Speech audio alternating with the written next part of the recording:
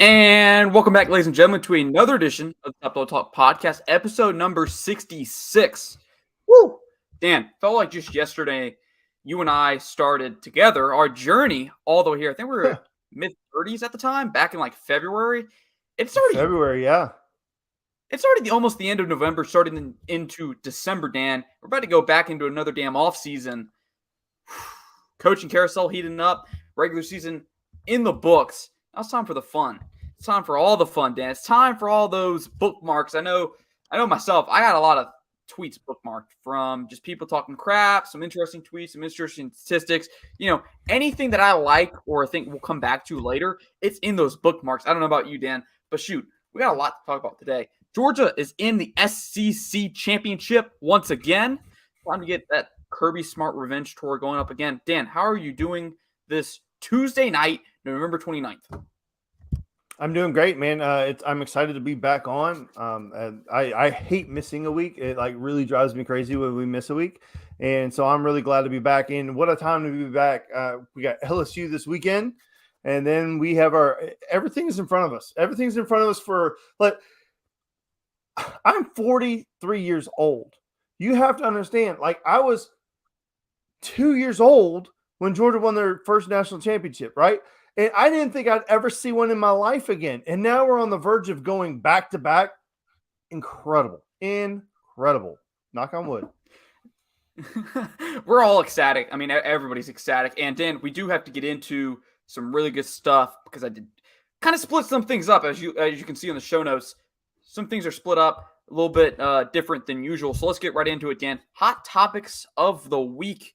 Really good ones here, Dan. And this is actually something I think we've kind of touched on in the past, but we haven't touched on fully. So, Dan, hot topic number one, should Georgia drop the Georgia Tech game? I was coming into this conversation 100% to say, yes, drop them. Drop them like a bad habit. But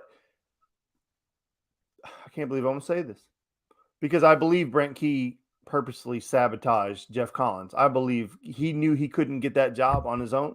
So he knew he had to tag along, and then they threw him under the bus. Anyway, they turned it around at Georgia Tech. I understand that Georgia was playing very vanilla.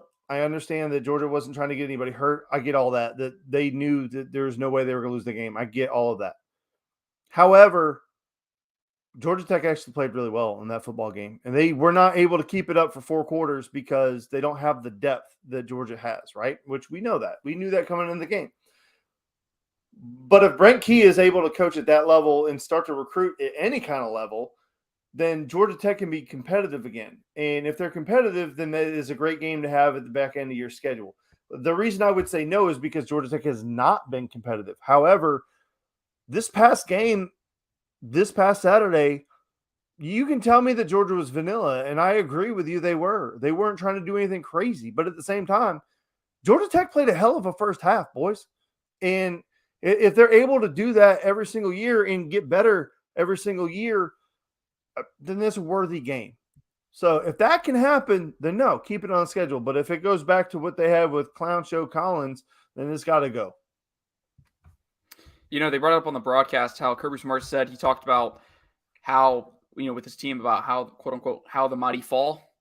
I say you keep the game on the schedule. It's an old rivalry. It's been there for a long, long time. Well before I was alive, well before Dan was alive. Dan said he was 42 years old. I like to say Dan's 42 years young.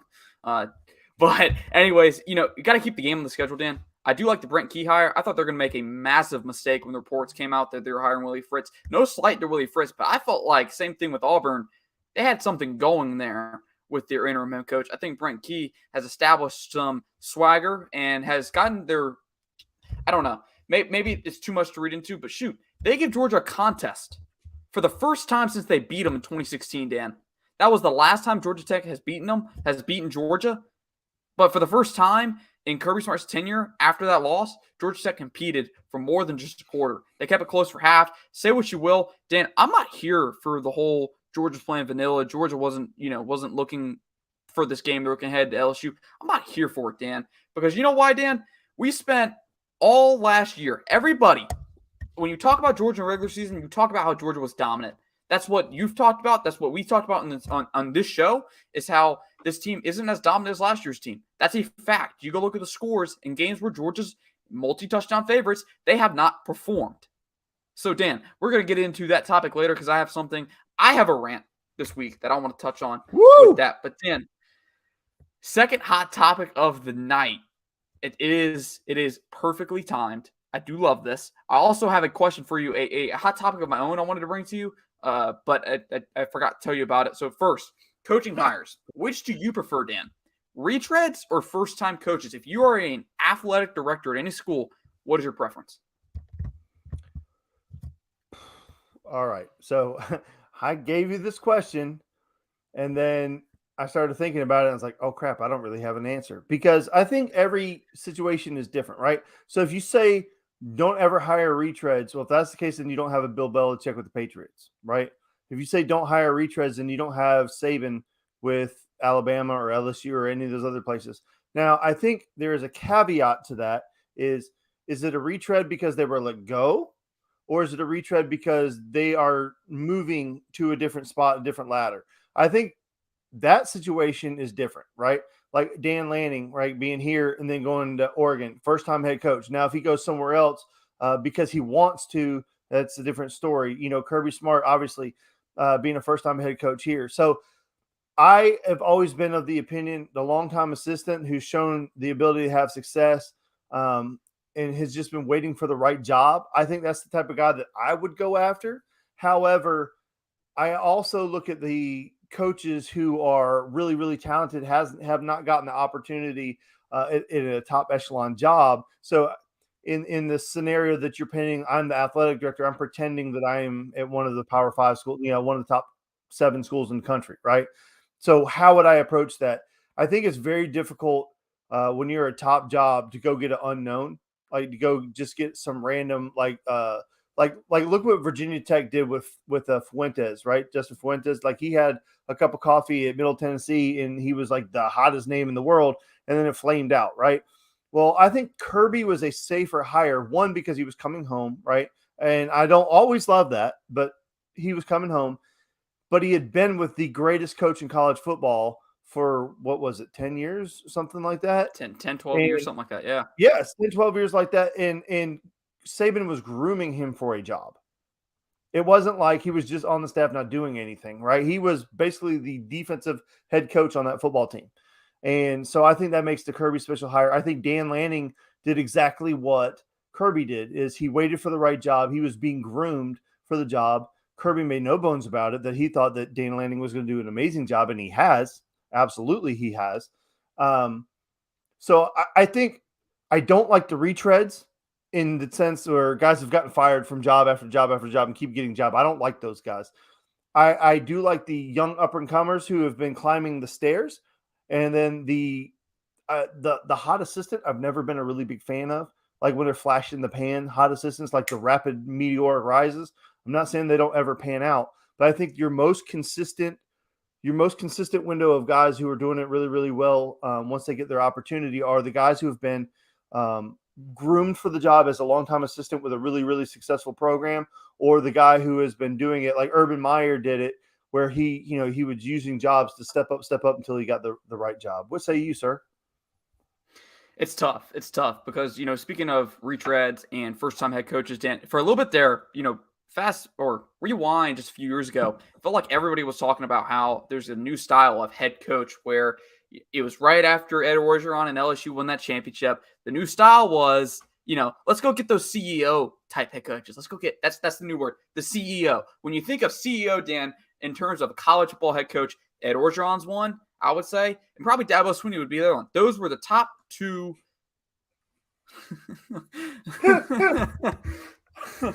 Jeremiah Stoddard in our comments, that hot assistant. I thought you were talking about that girl that worked for Brian Harsin. Woo! Yeah. Jonathan, tell him, calm down there, Stoddard. But anyways, we just derailed Harrison. Just derailed the whole segment, Stoddard. But anyways, CEO type Ed Orgeron and all that, and Dabo Swinney were like, everybody wanted one. Everybody wanted one instead of the old, let's go get a hot offensive coordinator, like a Kirby Smart or a Joe Brady. But Dan, I got to say, I love me a first-time head coach. I love one of those quote-unquote hot assistant coaches. Yeah, I'm going to use coaches side. I'm not going to let you catch me on that one. To go in there and get a program under their belts. the Kenny Dillingham hire at Arizona State, the Oregon offensive coordinator, Dan, pretty interesting hire there. He is now the youngest head coach in all of Division I football. I believe he's 32 years old. Going to be leading a group of men. I think, hey, maybe he does do a good job. Obviously, we saw he got that offense on track. I saw some Oregon Duck fans saying that he had a lot of questionable calls, but hey, that comes with the territory of being offensive coordinator. Not every decision is going to be your best decision. And hey, Dan, speaking about how we talk about, every our last show is always our worst show, and our show is the best show. It's kind of like offensive coordinating. Your last call is your worst call, and your next call is your best call. Anyways, guys, this is actually the third hot topic, specifically for Dan, because I want his opinion. Dan, I know you, so I know you saw this. There's a lot of controversy around Lane Kiffin and a specific report who I won't say, I don't even know how to pronounce his last name, so I'm going to stick away from his name, reported very early on that, he was going to be taking the Auburn job and he planned to resign from Ole Miss and go straight to Auburn following the Egg Bowl. That report has now come out as false, seeing as Lane Kiffin signed his contract extension today. But Lane Kiffin went after the dude publicly in a press conference. We talked about it in our chat. You talked about a specific occasion with Mark Rick where, you piss off the head man, whew, you might have some trouble. So, Dan, I want your take on all of it. Did you like how Lane Kiffin handled it, or do you think it could have been handled better? Is there anything that Lane Kiffin does that I don't like? Is that a fair question? Because Lane Kiffin is my boy. I love Lane Kiffin. I think he's freaking hilarious, and I sign up for any time he's behind the microphone. I love that he called the guy out. The guy's a punk. I mean, he was trying in the media. People care more about being first than they care about being right, and that is the issue that I take with what that guy did. Is he cared more about being first as opposed to being right? Now, I firmly believe behind closed doors that Lane Kiffin's agent, Jimmy Sexton, if I'm not mistaken. If I'm wrong, I apologize, but I'm pretty sure it's Jimmy Sexton, that he was having conversations, and the goal was to drive up the price to stay at Ole Miss, right? Get him a new contract, which he essentially did. I don't believe there was ever an offer made. I don't believe that there was ever Lane Kiffin said, "Hey, I'm coming here. I'm going to step down." I think this guy got caught up in the rumor mill and wanted to be first. And I love the fact that Lane Kiffin called him out in front of everybody. Now, I don't know if Lane Kiffin has the same pull as Nick Saban, but Nick Saban has been on. Everybody knows that if you piss off Nick Saban, you will get blackballed and not invited into the media scrum, and you will not be allowed to be in there. We know other people that we know that have been, for whatever reason, denied credentials. But we know people that have been denied credentials. I think it would be absolutely hilarious if Lane Kiffin revoked his right to have a media credential. I mean, it's the guy's living. I get it. I'm not trying to say that I don't care about him. Yeah, I don't know him. I hope he does get fired and lose his job. Whatever. Like, the guy's an arrogant jerk. And then he goes out there and he's like, "Oh, information can change. And I reported the information that I had, blah, blah, blah, blah, blah." So I love that Lane Kiffin called him out. I hope he revokes his credential, and I hope he gets fired. So that's how I feel about it. It was an interesting situation, to say the least. I am happy, that Lane Kiffin did decide to stay at Ole Miss because he has something going there. I do like watching his football. It's always fun and entertaining. He has a pretty damn good running back over there in Ole Miss. And Jonathan Williams comes in here with the bombshell that I've been waiting for. Georgia's number one in the latest rankings. Dan, my rant is actually about the playoffs. I've been holding off on doing it, but we're going to get to that in a little bit, Dan. Let's talk Georgia Tech, Georgia, Dan. What about I have a lot rant? of questions, Dan. We're getting to it. We're getting to it. After this Georgia Tech, we're going to get to your rants. We're going to get to the rants. Oh. Like I said, change up the format real quick. I want to get into this, Dan, because I have an interest. I have a lot of questions. I don't know how to look at it, Dan, and I'm kind of going to touch on something that we can hit on in LSU. But first off, Dan, is there cause to be concerned after watching yet another sloppy performance? I mean, yes, you got the win, 37-14. Pretty dang good win, in the end. Through fourth quarters, you score, have a pretty big second half, and you finish off strong. But, Dan, another bad first half, not great first half. Offense was not there. Even the defense has some people, kind of holding their breath for a little bit, Dan. What say you? Listen, Jonathan and Jeremiah and I always, and you specifically, um, have varying opinions on this Georgia football team. And I have all year called them an immature football team. And I don't mean it like personality wise, like they're immature. They play Youth. up and down too much, up and down, way too much. And I listen. I think there are real issues with our offense, and I think not having elite wide receivers is definitely a big issue. I mean, it's AD is our best. Mitchell's our best wide receiver. Hasn't played. I mean, honestly, really hasn't played since the first week, right? Um, and then, I mean, he's had like one or two plays here or there. Arian Smith never been healthy. I mean, he's getting into the game occasionally here and there. But our wide receiver play has not been elite. It's not. I mean, our best wide receiver is not a wide receiver. He's a tight end, and that's Brock Bowers. And we're having to get creative to get him the ball. Our running backs are very good, but they're not Todd Gurley and they're not Nick Chubb. And that's not, and I'm not throwing shade at our It's not a running backs. slight I at mean, all. Yeah. no, Yeah. but if I say that, people say you're disrespecting our team. I'm to say that you're not Nick Chubb is not disrespectful. Okay, it's like he's a 1%er. I'm sorry that you're not like the 1% of the world. I love our backs. I think they're really good, but they're just not that guy. Like none of them are going to go for 250 yards, and you can't tackle the damn guy. Stetson Bennett has been. Stetson Bennett has really opened up that can of worms that I thought we had closed. I thought I literally the Oregon game. I came out to you guys and I was like, "Oh my God, we're never gonna have to talk about Stetson Bennett again." Well, here we are at the end of the year after crap show after crap show. Now we have to talk about Stetson Bennett again. But it's not all Stetson's fault. He's amazing. Blah blah blah. Whatever. He has not played well, and I'm not saying he's not capable of playing well. He is capable of playing well. He does things to help us out. I just this offense has frustrated me to no end. Like, and I don't have the answer. I mean, the answer can't be that we just don't have elite wide receivers, can it? Is it that simple? I don't think the answer could be the game plan is just not there.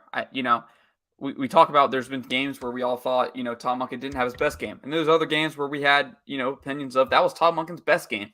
So it's been all sorts of inconsistent. We don't know why it may have been Tom Monken's worst game play calling wise because, maybe if one of those one or two plays goes their way, we're calling it's the best thing since sliced bread. So it's tough to say what exactly is going on. I think it is very important to say, as Jonathan told me over the weekend after, because I asked the question, I was like, what's going on? What happened?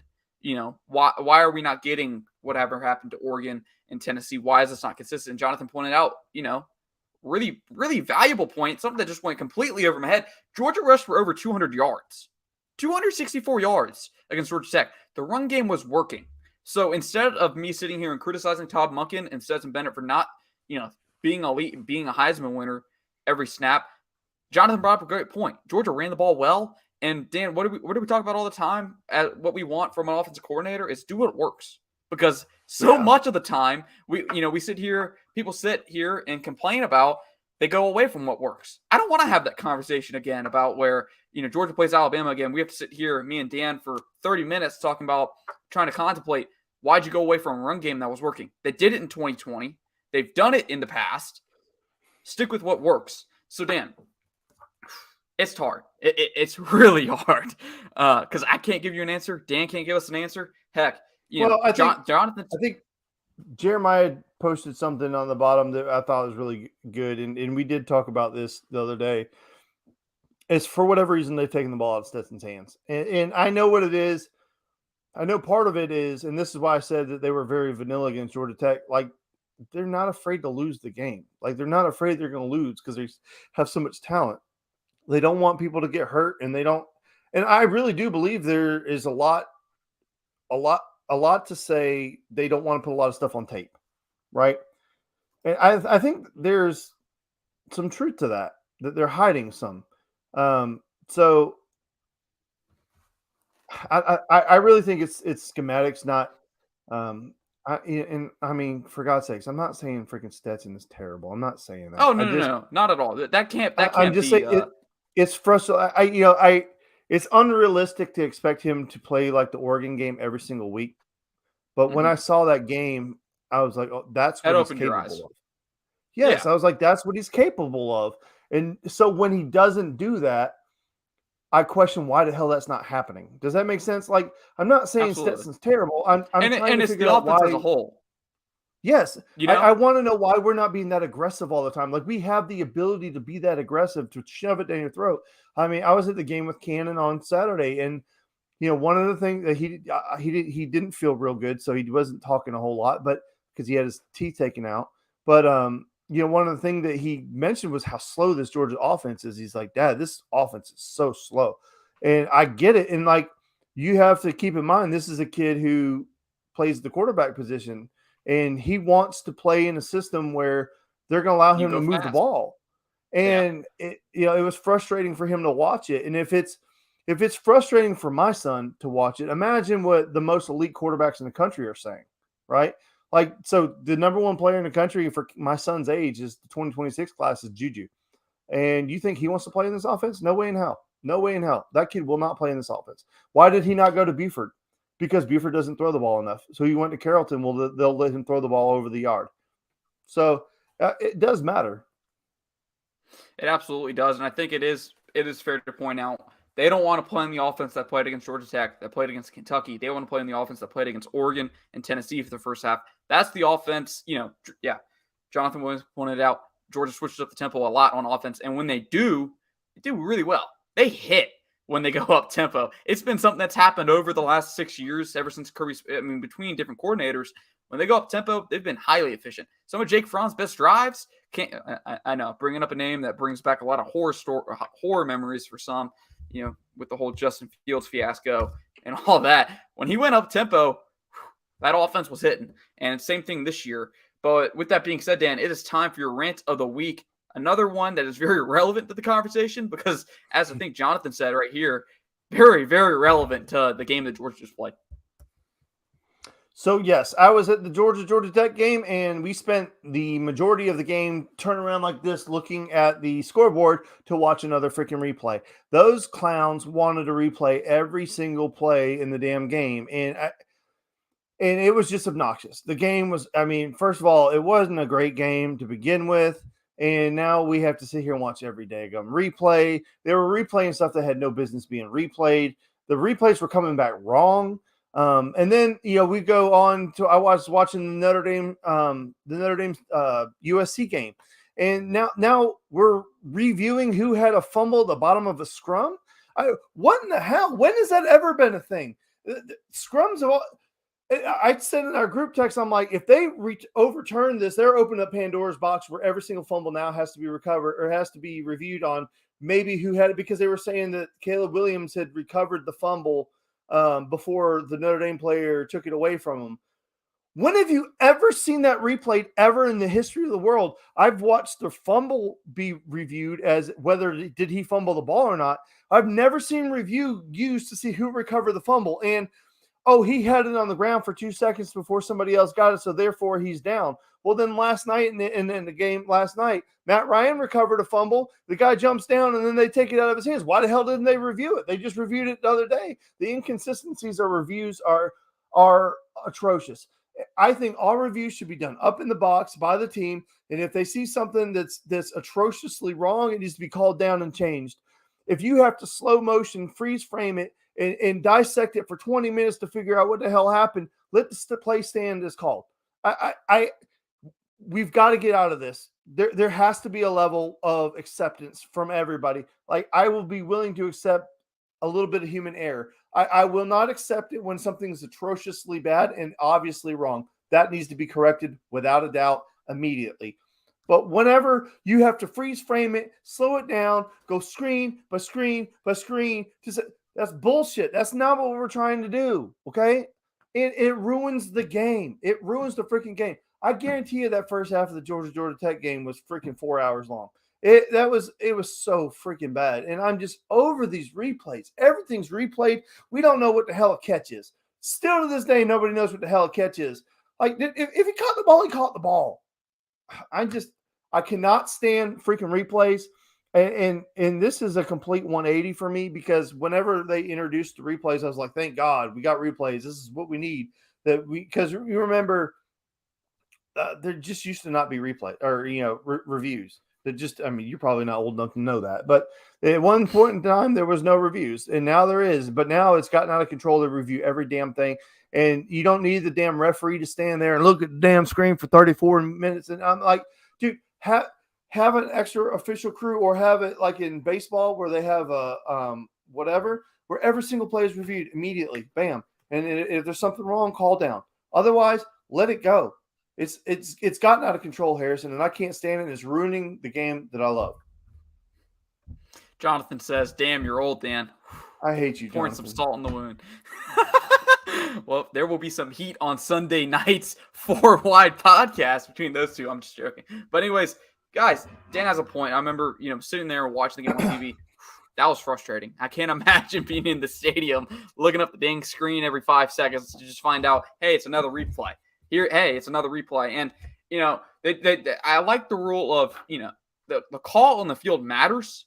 But if we have to review the call on the field, then doesn't that just take away the credibility of the call on the field? Is my question. What's the point of the call on the field, and why does it matter if it's going to be reviewed? It kind of service to it. If it is obviously and atrociously wrong, it needs to be changed, right? Because we want to get it right, but not to the 8 million, not like a frame by. I don't know. I'm done with it. It's bad. It was bad. The Georgia Tech game was long because of the replays and all that. But with that being said, Dan, time for my rant of the week, and I do want your input because we both held off on it. I don't know if I've even heard your take on the college football playoff and the future of it, Dan, because all we've heard for the last however many years this has been around is the system is broken. Georgia fans, hey, for all those expansionists and the non-expansionists out there, everyone's played a part of it because at some point or another, your team's been left out for the, maybe 5 to 1% of college football. Your team's been left out and you want to expand. We're all part of the problem here at one point or another in our lives. But Dan, I have a question because I've really tried to hold off from taking a side publicly in the argument, not saying that I don't lean either side, because I certainly do, and maybe this will shed some light on my bias towards this. And I'll just go ahead and say it. I don't think the college football playoffs should expand. I've heard both cases. To be frankly with you, the alternative of, hey, expand it or go back to the old way, how about we just keep it right where it is? Because I think it's perfect. You don't get games like South Carolina versus Tennessee. We don't get Georgia versus Tennessee having playoff implications. It makes the regular season more important. So what is expanding the playoffs going to do? Well, obviously, it's going to be handing out participation trophies. That's the generation we live in, Dan. And, in 10, 15 years, when my generation is running things, maybe more, probably more, it's the generation of participation trophies, Dan. Dan, I'm curious. I got participation trophies when I played youth league. Did you get participation trophies?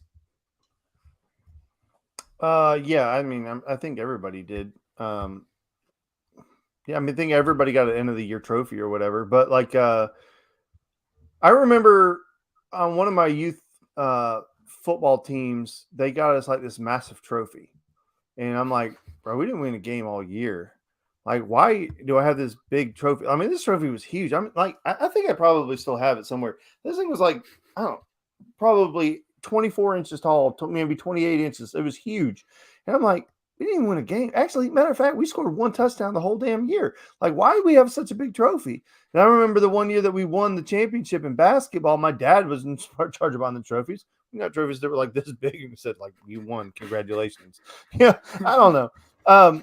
Yeah, but you're right. It's the participation trophy era. And I got an idea. Before you expand the 12 teams, why don't you give me 4 good ones in 2 really good games? Because during the playoff era, I think maybe once or twice we've gotten competitive round of 4 games. Outside of that, it's just been massacre after massacre, non-watchable football. Like, hey, did I enjoy the Georgia-Michigan game last year? Hell yeah, because we beat the hell out of them, and it felt good. And my stepdad is a Michigan fan, and he had to sit on the couch next to me and cry. So that was awesome. But as far as the average viewer, it's not entertaining. Watching Alabama beat the ever-living dog stuffing out of Cincinnati was not enjoyable. So give me 4 teams that can compete. And yeah, now I think this year is different, right? I don't think there's a dominant team. I think Georgia There is no is elite team. no, there's not. And I think Georgia has benefited from a really bad schedule, which, to be fair, you said it, I said it, Jonathan said it, Jeremiah said it. Everybody said at the beginning of the year it was a weak schedule. Like, we just had really to be – well, we thought Tennessee would be competitive. We had no idea that Tennessee was going to be what they were at that point. But we really thought the Kentucky game was going to be a good game. Boy, were we We were going to wrong go to on that. Lexington, but we had Yeah, once the week came around, it was, nah, I'm good. No. Well, Dumb and Dumber went, but I didn't get to go. That's what you get for calling me old. No, but like, focus on giving me 4 good teams. Like, when you go to 12, it's going to be a shit show. Harrison, it's not going to be fun. It's not going to be enjoyable. And then the 4 conference winners get the bye. So, like, there's a situation where, like, maybe Georgia has to play. I don't know. I mean, I don't know. There's no way I can be more clear.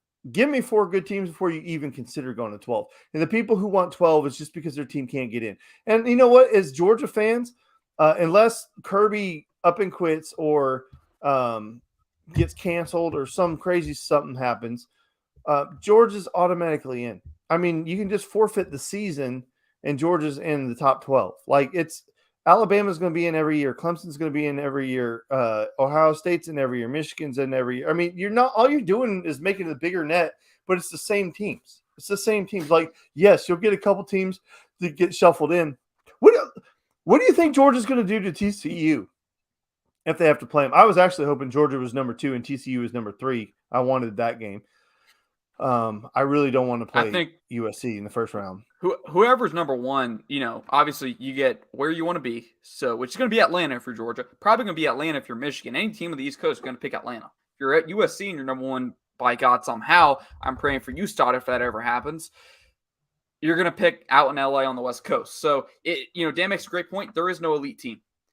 Next point is, Dan, we're sitting here calling for parity. We're sitting here for leveling the playing field, and you're doing all these things of like NIL and transfer portal. I'm sitting here like, well, is the college football playoff really college football's biggest problem at the moment? Because to me, you're making too many damn changes in such a short time period that you just need to stop. You just need to hit pause on making changes, hit pause on making these revolutions, and fix the shit show you already have going on in there. We have a toilet that is overflowing right now that can't even flush. We need to flush the toilet, Dan, because it stinks in here. We got to fix NIL. We got to get it where it's not just paying players, for whatever happened to Hugh Freeze or Ole Miss, minus picking up his cell phone, talking about handing, Bagman and all that. It's right back to square one where the cheating is out in front of us. We've talked about it before. Got to fix that, and you also got to fix the transfer portal. The transfer portal windows, great step in the right direction. Keep, in windows, but we also can't have people having back channels of conversations to these people on teams. So with that being said, Dan, we're 33 minutes in. We haven't even touched the SEC championship game. It's SEC championship weekend, Dan. Georgia versus LSU. First question. LSU's a 3-loss team, Dan. 3-loss team. There is nothing to lose for LSU in this game. So my first question, and it's one that I've seen on my timeline. I had someone that texted me on Saturday that called UGA a fraud, put UGA on fraud alert, thinking that Georgia was going to lose at some point. Wasn't going to win the national championship because they weren't dominating. And I simply told them, Georgia hasn't dominated pretty much any of those, multi-touchdown underdogs. They just haven't. It's not how they've played this year. They've played enough to win. They play good enough to win. That's been their focus in these games. So, Dan, question to you. Do you see a scenario? What Georgia team are we going to get? That's the big question. I would like to think that you're going to have the dominant Georgia show up. So the name LSU on the helmet carries weight, and I don't think Kirby's ever beat LSU.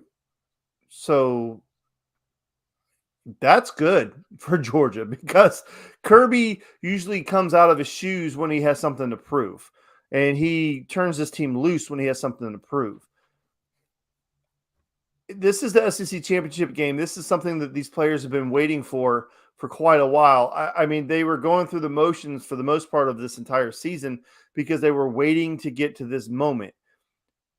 I would like to believe this is when Georgia's going to turn it on and just go into beast mode. We know it's there. They have it. When they're inspired to play a football game, they play extremely well. That first half against Tennessee couldn't breathe.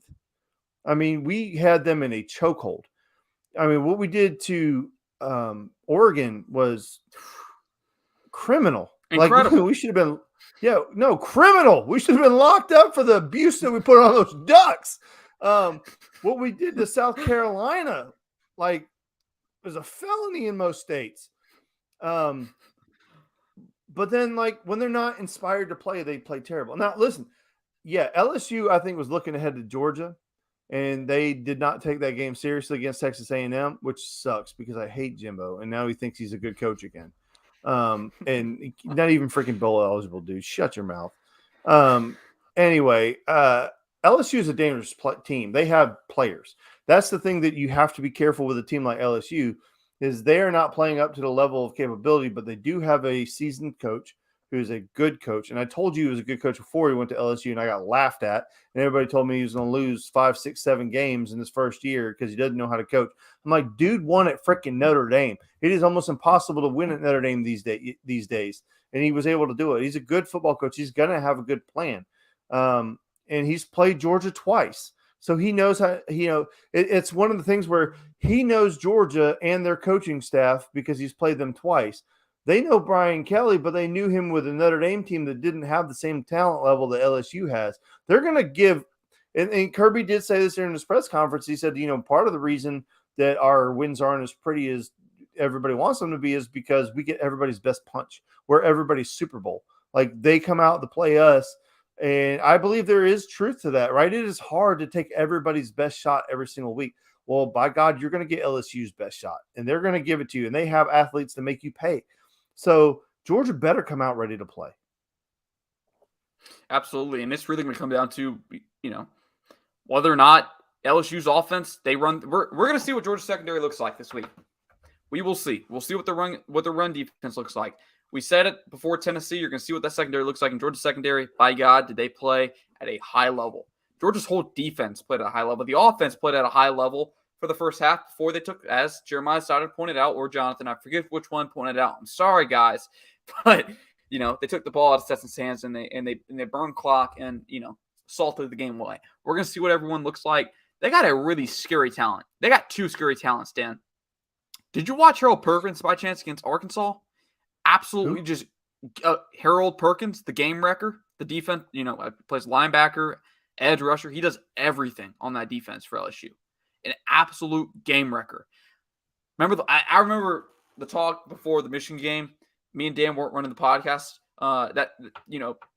until February, but I'm sure it would have went along the same lines. I'm talking about Aiden Hutchins, as everyone else did. Some, first round draft pick, number 1 pick, most dominant player in college football, some people said, and Georgia went out there and shut him down completely. I don't know how they're going to game for him for Harold Perkins. Georgia has a really good offensive line, a really elite offensive line. The Joe Moore Award, finalist, the best, award given to the best offensive line in college football. They got a tough test. You also got Jaden Daniels. Good, Kirby Smart said he was a good pocket passer. He can also move.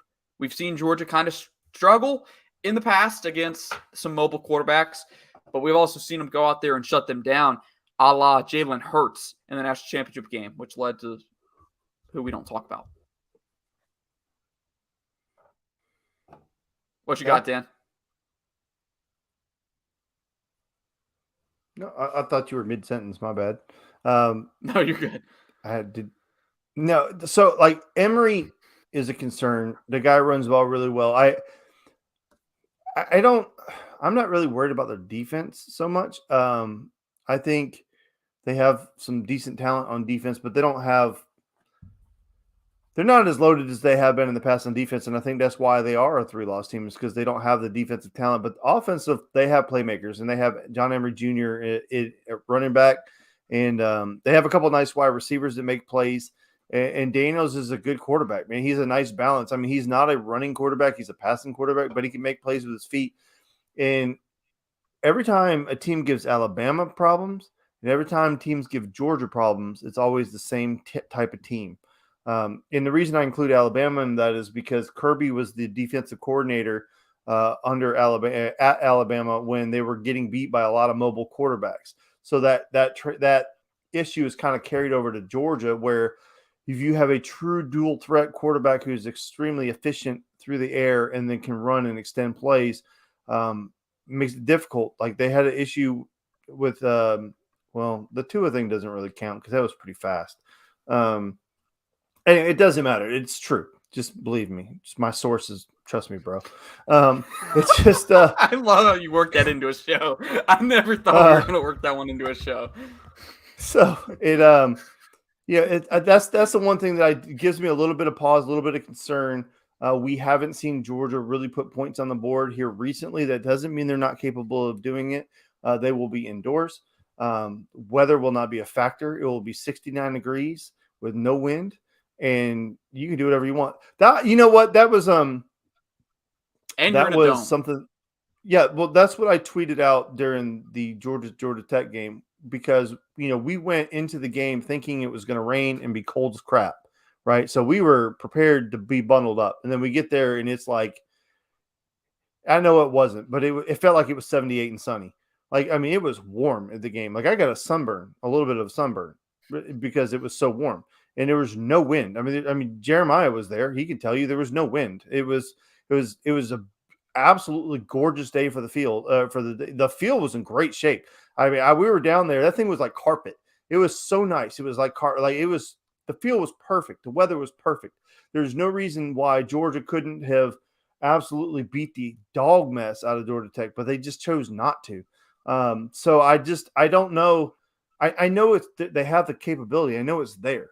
But I don't know, man. I really want to see Georgia come out, play fast, play quick, play aggressive in the beginning of the game, and just absolutely bury them. And then keep your foot on the gas. What you got, Elijah? I feel like it's going to be. I feel like it's going to be. Go ahead. Be like the Florida game, but we don't have a bad third quarter. I hope you're right, Elijah. I 100% hope you're right. I don't want to give that team any hope. So I don't know, man. I'm so conflicted on this Georgia team. I know we're good. We're 12-0, and Jonathan says, "Oh, we're gonna, crap on a 12-0 Georgia team." I'm not crapping on the Georgia team. I'm just saying this offense is so frustrating. With that being said, Dan, Georgia's 17-point favorite. When you don't lay the points on Georgia's, I think, probably undefeated ATD against Dan. So what we got here, Dan? You gonna keep up the record here, or are we laying the points this week? I told you from week one, when Georgia's a big favorite, it scares the hell out of me because they just don't play that type of. I mean, like the odds makers have not paid attention to Georgia at all. It's like we don't bury people. We're not that team. We're not. That's just not how we run. We don't do that. Kirby gets to a point where he knows he's going to win the football game, and then he just coasts to the end. This is what he does. And you can't fault the man. I mean, he just won a freaking national title, and he's probably going to win another one this year. He can do whatever the hell he wants to at this point. He doesn't care one iota what Dan thinks. But I have this one 28-17 Georgia. It's tough. It's tough because I can see this game. I could see LSU getting a few scores, making it kind of a contest. If LSU wins this game, it's going to be a shootout, which I don't think it is. It hasn't really been Georgia's MO so far to get into shootouts. They haven't gotten into a shootout in a long time. Shootout is competitive. Correct me if I'm wrong. The last shootout was in the Rose Bowl. Oklahoma. Yeah, Georgia hasn't had a shootout since. And if it gets high scoring, it usually means Georgia's losing, at least in the past. LSU, 2019, that game got ugly quick. So, hey, it's the Kirby Smart Revenge Tour. I got Georgia 38-17. I'll stick with Dan on that. I think 17 points is probably right about there. If it gets any higher than 17 for LSU, either it's a garbage touchdown or, hey, maybe Georgia got a ball game here. So I'm interested to see how it does, how everything goes here. Georgia is number one in the college football playoffs, which I think right now, we spent the last few weeks talking about how they don't matter, Dan, until the end. Well, this week did matter. It mattered more than most because you had a team up north that beat Ohio State, who many think is the best win in college football this year. My take, Georgia still, even with the losses for Oregon and Tennessee, Georgia still has a pretty damn good resume that, maybe doesn't have as quality of a win as Michigan. I think resume altogether, Georgia's resume is much higher because people seem to forget Georgia beat South Carolina and beat them pretty damn bad. So with that being said, that's going to wrap it up. Episode 66 of the Top Dog Talk podcast. Thank you for joining us tonight. If you did in the comment section, make sure to go follow Dan at DanKiley3 on Twitter. Follow me at Harrison Reno on Twitter as well. Guys, we'll see you back here next Tuesday, 7:30. We'll see, Dan. We'll see. Last year, Georgia didn't get it done in the SEC title game. It's revenge tour time. Yes, sir. Let's get it done. And go Dogs.